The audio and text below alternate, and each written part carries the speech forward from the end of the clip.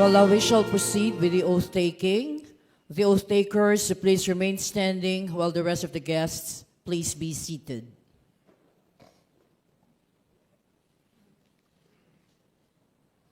Very well. Will those taking their oath please raise your right hand and repeat after me?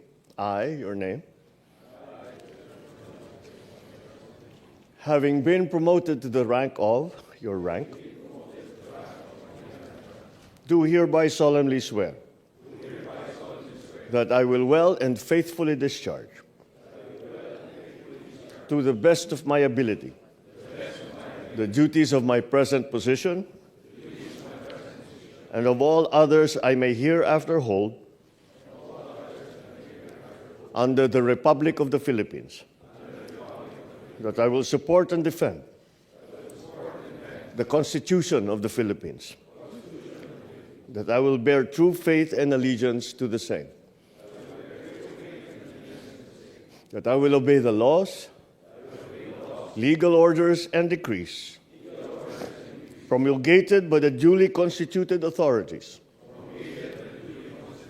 of the Republic of the Philippines, and that I impose this obligation upon myself voluntarily, without mental reservation or purpose of evasion.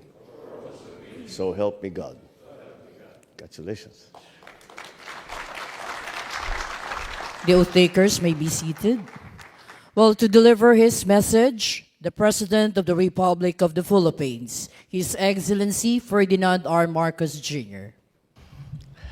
Executive Secretary, Secretary Lucas Bersamin, National Defense Secretary, Secretary Gilbert Chidoro Jr., the Armed Forces of the Philippines Chief of Staff, General Romeo Browner, and the major service commanders, the newly promoted generals and flag officers of the Armed Forces of the Philippines, fellow workers in government, other distinguished guests, and the families, of course, of our newly promoted officers.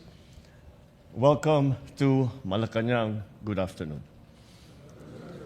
First of all, allow me to congratulate the newly promoted generals and flag officers of the Armed Forces. This achievement is a clear reflection of how your expertise, your discipline, and commitment to the nation have come together in pursuit of the welfare of our people. For almost 90 years, 89 years it has been, the Armed Forces of the Philippines has been the bedrock of our sovereignty, a vital force that protects our land, our people, our freedoms. But this gathering reminds us that the true measure of service is not found in accolades or ranks or promotions. It lies in the fulfillment of your duty to uphold the integrity of our nation and to ensure the safety and security of every Filipino citizen. And this year, you have shown what excellence in public service looks like. Last month, the AFP launched the Combined Coordination Center at Camp Aguinaldo in partnership with the United States Indo-Pacific Command. It is a leap forward in our modernization efforts, reinforcing our interoperability with allies and strengthening our defense capabilities under the Mutual Defense Board concept plan. You have also concluded the 8th iteration of AFP Joint Exercise Dagitpa, or Dagat, Langit, Lupa, sharpening your tactics, techniques, and procedures. These exercises equip our forces as they address evolving security threats and operationalize the comprehensive archipelagic defense concept.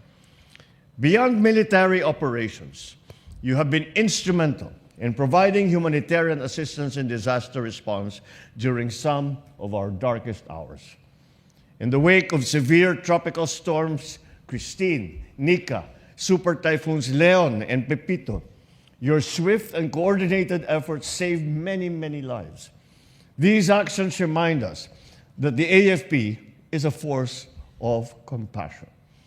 However, we continue to face complex and dynamic challenges, threats to our sovereignty, lawless elements that undermine peace, and the increasing frequency of natural disasters. These require us to remain steadfast, resourceful, unyielding in our resolve. As stewards of our national defense, you bear the solemn responsibility of ensuring the security of our land, of our seas, of our skies, our cyberspace.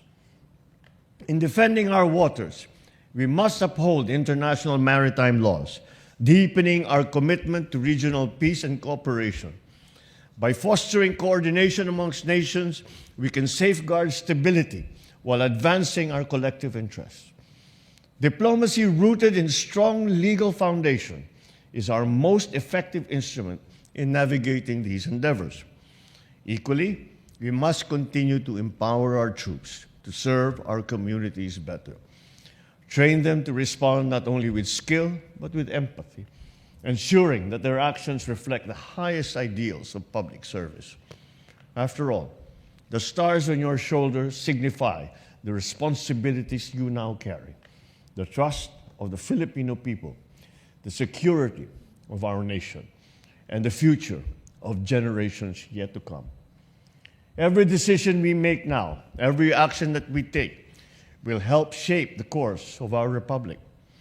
As our senior officers of the Armed Forces of the Philippines, I enjoin you to lead with honor, serve with integrity, and inspire others with your example.